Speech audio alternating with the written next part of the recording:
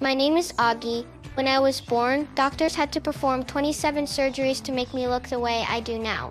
On my first day of school, Mom brought me to meet the principal who arranged for 3 kids to show me around.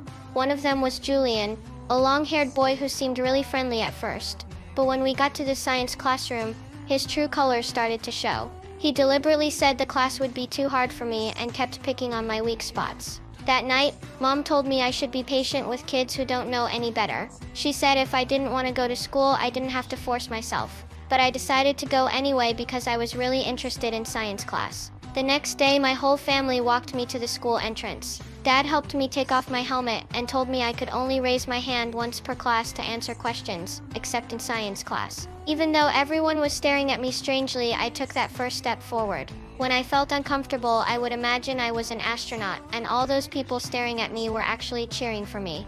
In class, Julian started causing trouble again. Since I love Star Wars, I had grown a Padawan braid. He deliberately brought up one of the ugly villains from the movie, hinting that my face looked just like his. At lunch, Julian came over and sat next to me. I was happy to have someone eat with me, but instead he made fun of how I ate, saying I looked like one of the monsters from Star Wars. Then he walked away looking pretty pleased with himself. After school, Julian got even bolder, making fun of not just my little braid. When I got home, Mom tried to comfort me by cutting off her own braid, but things started to turn around. In science class, Jack, one of the other boys who had shown me around, was struggling with a pop quiz. I secretly let him see my answers, helping him avoid another failing grade. From that day on, Jack stopped sitting with Julian. He started coming up to me, and I gladly invited him over after school to study science together. Even though I looked pretty ugly when I ate, Jack didn't seem to mind. He even acted more dramatic than I did.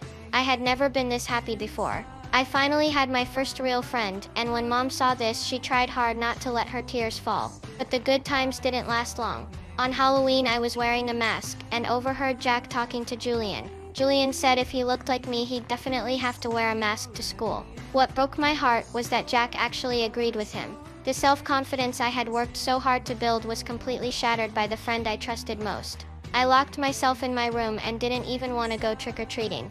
My sister Via saw how much I was hurting and put on her old costume that didn't fit anymore to go out with me. When I got back to school, I didn't want to talk to Jack anymore.